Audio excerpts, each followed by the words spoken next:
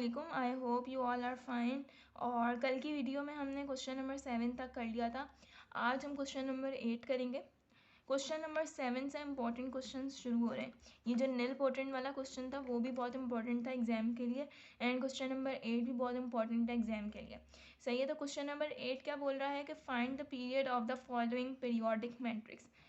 जिस तरीके से नील पोर्टेंट मैट्रिक्स जब हमने पढ़ा था तो मैंने आपको पहले नील पोर्टेंट मैट्रिक्स का बताया था, और नील पोर्टेंट मैट्रिक्स भी जो था वो स्क्वायर मैट्रिक्स की टाइप थी।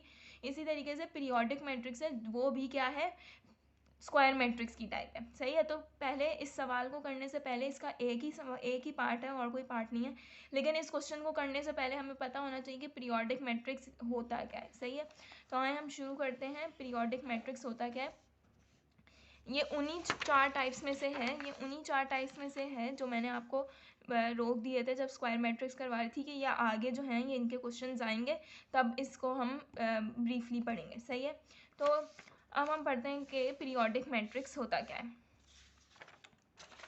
पीरियोडिक मैट्रिक्स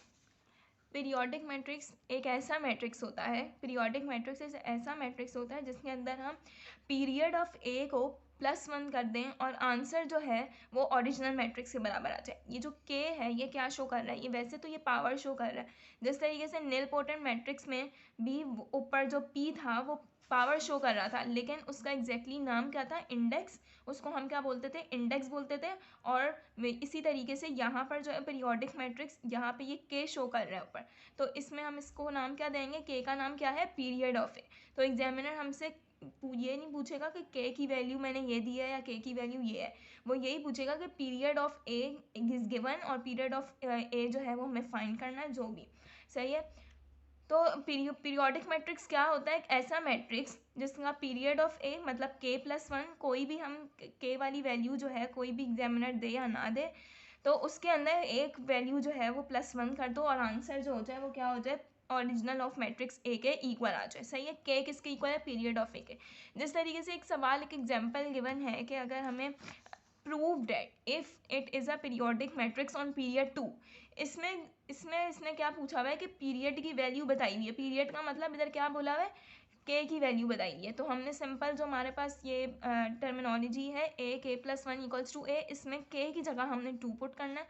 तो जैसे ही हम 2 पुट करेंगे तो a2+1 = a आ जाएगा, एंड 2+1 करेंगे तो 3। इसका मतलब क्या होगा कि ये जो ओरिजिनल मैट्रिक्स है इसको हमने 3 बार मल्टीप्लाई करें तो आंसर हमारा क्या है, ओरिजिनल मैट्रिक्स, तो वो क्या होगा, पीरियोडिक मैट्रिक्स। सही है, अच्छा अब इस क्वेश्चन को हम सॉल्व करने लगते हैं। पहले इसकी डेफिनेशन पढ़ लेते हैं।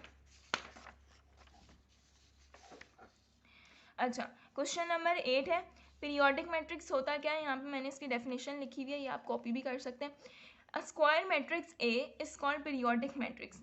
ये स्क्वायर मैट्रिक्स की टाइप है। पीरियोडिक मैट्रिक्स मैंने आपको पहले भी बताया था, इफ़ ये इसकी कंडीशन है पीरियोडिक मैट्रिक्स की कि ए k+1 = a, जो मैं आपको बता चुकी हूँ कि इसका मतलब क्या है। फॉर सम इंटीजर के जो है वो इसमें इंटीजर वैल्यू आएगी। सही है, कोई भी इंटीजर वैल्यू आ सकती है लेकिन वो 1 से बड़ी होनी चाहिए, 1 से इक्वल या 1 से बड़ी, क्योंकि जाहिर सी बात है अगर 1 से छोटी आई 0.91 तो 0.9 आ गई, 0.8 तो पॉइंट्स में वैल्यू आ जाएंगी या नेगेटिव में आ जाएंगी, तो वो इसमें कंसीडर नहीं की जा सकती। तो या तो के की वैल्यू 1 होगी या तो के की वैल्यू 1 से बड़ी होगी। सही है, और के को यहाँ पे हमने क्या नाम दिया था, पीरियड ऑफ ए। के को क्या बोलते हैं, पीरियड ऑफ ए। तो ये इसकी सिंपल डेफिनेशन थी। अब इस क्वेश्चन की तरफ मूव करते हैं। यहाँ पे क्वेश्चन में पूछा हुआ है find the period of the following periodic matrix.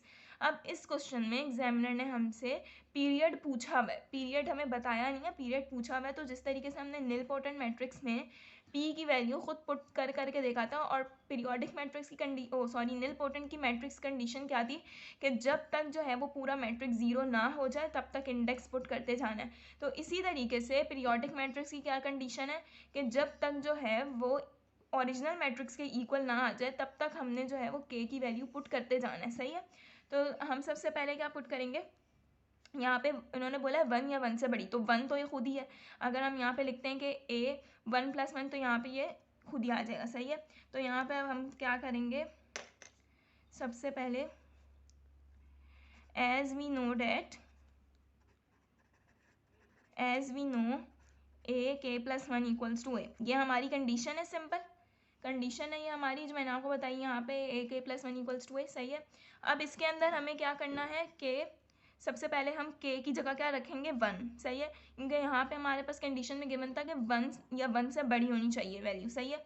तो जब यहाँ पे हम 1 रखेंगे तो क्या हो जाएगा, एक k की जगह 1 रखेंगे तो 1 + 1 = 2, यहाँ पे क्या हो जाएगा a², सही है। तो हम यहाँ पर a² किसके बराबर होता है, a.a के, तो हम यहाँ पे लिख देंगे कि फर्स्ट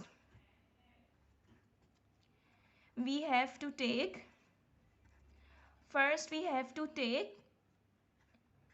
k = 1। सबसे पहले ये वाली लाइन पहले आएगी, सही है, उसके बाद ये वाली लाइन आएगी, सही है। तो सबसे पहले हमने क्या लिया, k को 1 के इक्वल लिया, फिर जैसे ही हमने k की वैल्यू पुट करी तो ये a² हो गया। मतलब इसका मतलब क्या ये हुआ कि अगर हम मैट्रिक्स को, ओरिजिनल मैट्रिक्स को हम 2 बार मल्टीप्लाई करें और हमारा आंसर जो है वो a के ओरिजिनल मैट्रिक्स के इक्वल आ जाए, तो इसका मतलब है कि पीरियड हमारा क्या है, 1 है, सही, उनके 1 पुट करा था। इसी तरीके से अगर वो ओरिजिनल मैट्रिक्स के बराबर ना आया तो हम अब k की जगह क्या पुट करेंगे, 2, फिर 2 + 1 क्या हो जाएगा 3। तो अगर तब भी नहीं तब आ गया तो इसका मतलब है हमारा पीरियड ऑफ ए क्या है, पीरियड ऑफ मैट्रिक्स क्या है, 2, सही है। अच्छा, अब इसको हम सॉल्व करते हैं। a² =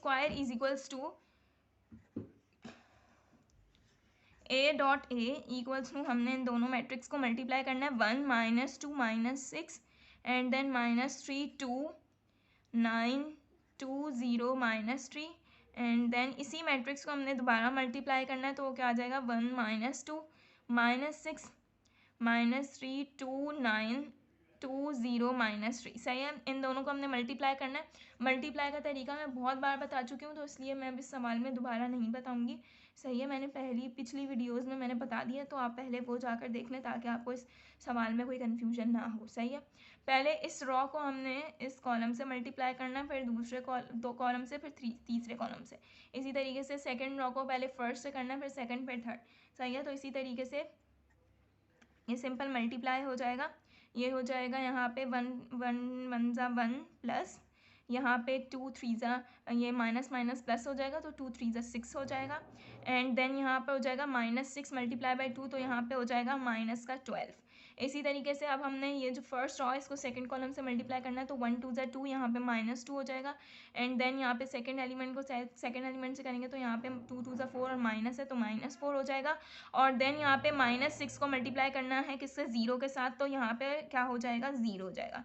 इसी तरीके से अब हमने फर्स्ट रॉ को जो है वो थर्ड कॉलम के साथ मल्टीप्लाई करना है, तो कैसे करेंगे, 1 6 ज़ा 6 हो जाएगा, और -2 9 ज़ा 18 होता है, तो -18 हो जाएगा, सही है। सॉरी, यहाँ पे -6 है। अच्छा, इसी तरीके से फिर -6 × -3 क्या हो जाएगा, +18 हो जाएगा, सही है। अच्छा, अब दूसरी रॉ की बारी आई। दूसरी रॉ को अब हमने किससे मल्टीप्लाई करना है, फर्स्ट कॉलम के साथ। तो कैसे करेंगे, दूसरी रॉ को फर्स्ट कॉलम के साथ कैसे मल्टीप्लाई करेंगे, दूसरी रॉ को फर्स्ट कॉलम के साथ कैसे मल्टीप्लाई करेंगे, यहाँ पे -3 × 1, तो यहाँ पे आ जाएगा -3। फिर उसके बाद इसको इससे करना है, तो क्या आ जाएगा, -3 2 ज़ा 6 एंड देन इसको इसके साथ, तो 9 2 ज़ा 18 +18। देन फिर उसके बाद इसी रॉ को हमने फर्स्ट कॉलम से करना है, तो यहाँ पे आ जाएगा 6 + 4 + 0 एंड देन इसी रॉ को हमने थर्ड से करना है, तो 3 6 ज़ा 18 एंड देन फिर उसके बाद यहाँ पर आ जाएगा 18 + 18 -27, सही है। अब इसी तरीके से हमने थर्ड रॉ को पहले कॉलम के साथ, फिर दूसरे, फिर थर्ड कॉलम के साथ करना है, सही है। तो हम क्या करेंगे, 2 1 ज़ा 2 हो जाएगा, यहाँ पे इसको इससे करना है, 0 3 ज़ा यहाँ पे क्या हो जाएगा, 0 एंड देन यहाँ पे -3 2 ज़ा 6, यहाँ पे -6 हो जाएगा। तो इसी तरीके से इसी रॉ को हमने सेकंड कॉलम के साथ मल्टीप्लाई करना है, तो 2 2 ज़ा 4, यहाँ पे -4 हो जाएगा। यहाँ पे जब 0 से करेंगे तो यहाँ पे 0 और -3 × 0 भी 0 के इक्वल ही होता है, सही है। उसके बाद इसी रॉ को हमने थर्ड कॉलम के साथ मल्टीप्लाई करना है, तो 6 2 ज़ा क्या हो जाएगा, 12 हो जाएगा। देन हमारे पास ये 9 हो जाएगा, फिर 0, सही है। तो ये हमने अब सिंपल यहाँ पे मल्टीप्लिकेशन कर लिया। अब हमने इनको ऐड एंड सब्ट्रैक्ट करना है जो इधर लिखा हुआ है, सही है। तो 1 + 6 - 12, 1 + 6 - 12 क्या होता है, 1 + 6 - 12 -5 होता है, सही है। उसके बाद यहाँ पे हमारे पास है -2 -4, -2 -4 किसका इक्वल होता है, यहाँ पे आ जाएगा -6। उसके बाद यहाँ पर क्या है, -18 + 18 कैंसिल हो जाएंगे, तो क्या बचेगा, -6 सिंपल। तो यहाँ पे हमारे पास क्या आ जाएगा, -6। उसके बाद जो है वो -3 - 6 + 18, तो यहाँ पर हो जाएगा ये 9 एंड देन ये सब इसी तरीके से प्लस माइनस हो जाएंगे, तो यहाँ पे ये 10 आ जाएगा, यहाँ पे 9, यहाँ पे -4, यहाँ पे -4 एंड देन यहाँ पे -3। ये सिंपल हमने इसको कर लिया। अच्छा, अब क्या करना है, अब कंडीशन क्या बोलती है कि इसको हमने चेक करना है कि ये ओरिजिनल मैट्रिक्स के इक्वल है या नहीं। तो अब हम चेक कर लेते हैं कि ओरिजिनल मैट्रिक्स हमारे पास क्या था, 1 -2 -6, और ये तो बिल्कुल भी इक्वल नहीं है, यहाँ पे तो -5 आ रहा है। तो इसका मतलब है कि यहाँ पर ये कंडीशन कौन से पीरियड ऑफ पीरियड 1 के ऊपर नहीं चल सकती, मतलब ये फेल हो गई कंडीशन यहाँ पे। सही है, तो यहाँ पे हम ये लिख देंगे कि ए स्क्वायर जो है वो नॉट इक्वल्स टू ए था। ये ए स्क्वायर हमने निकाला था, ये ए के इक्वल है नहीं। सही है, तो अब हम क्या करेंगे, नाउ वी विल टेक, अब मैंने आपको बोला था कि पहले हमने के 1 के इक्वल लिया था, अब हम 2 के इक्वल लेंगे। तो नाउ वी विल टेक के इक्वल्स टू 2। सही है, तो यहाँ पे अब हमने कंडीशन लगा देनी है, ए के प्लस 1 इक्वल्स टू ए होता है। सही है, अब हमने इसकी जगह 2 पुट करना है, तो के की जगह 2 आएगा, +1 इक्वल्स टू ए, 2 + 1 किसके इक्वल होता है, 3 के। तो इसका मतलब है कि इस मैट्रिक्स को हमने कितनी बार मल्टीप्लाई करना है, 3 बार। और अगर 3 बार मल्टीप्लाई करके ओरिजिनल मैट्रिक्स के इक्वल आ गया तो इसका मतलब है वही हमारा पीरियड ऑफ ए होगा। सही है, तो इस तरीके से हमने ए स्क्वायर तो हमने निकाला हुआ था। सही है, तो ए स्क्वायर हमने निकाला हुआ था, मल्टीप्लाई हम उसको एक ओरिजिनल मैट्रिक्स से कर देंगे। तो यहाँ पे ए स्क्वायर मल्टीप्लाई बाय ए आ जाएगा। सही है, उसके बाद इसका आंसर क्या आया था, ए स्क्वायर का -5 -6 -6 9 10 9 -4 -4 एंड -3।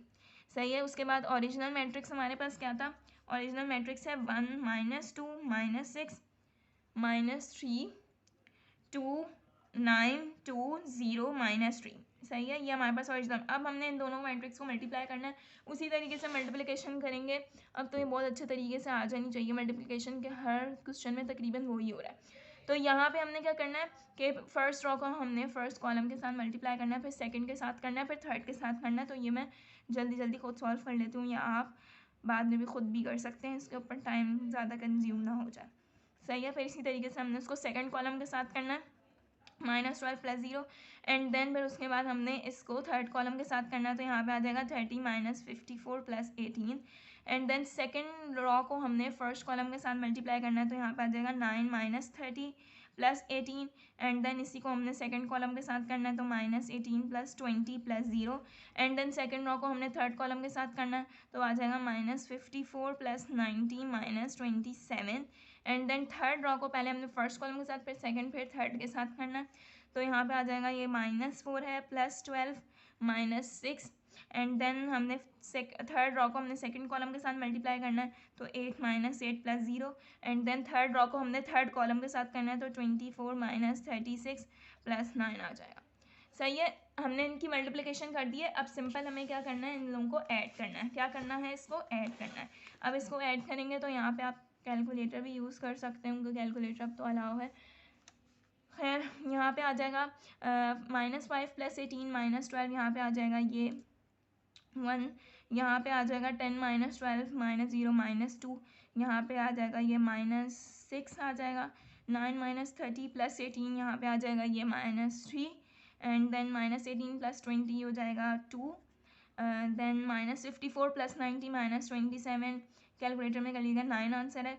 -4 + 12 -6 किसके इक्वल होगा, -4 + 12 ये हो जाएगा 2 के इक्वल, +8 -8 कैंसिल हो जाएगा, 0 हो जाएगा। तो 0 + 0 0 हो गया।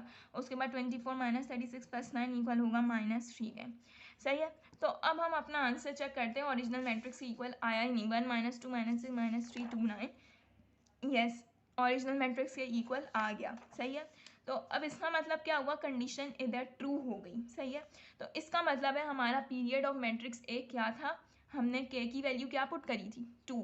तो इसका मतलब है जो भी हमने जहाँ पर हमने के की वैल्यू पुट करी और आंसर हमारा ओरिजिनल मैट्रिक्स के इक्वल आ गया, तो इसका मतलब है जो हमने के की वैल्यू पुट करी थी वही हमारा पीरियड ऑफ ए था।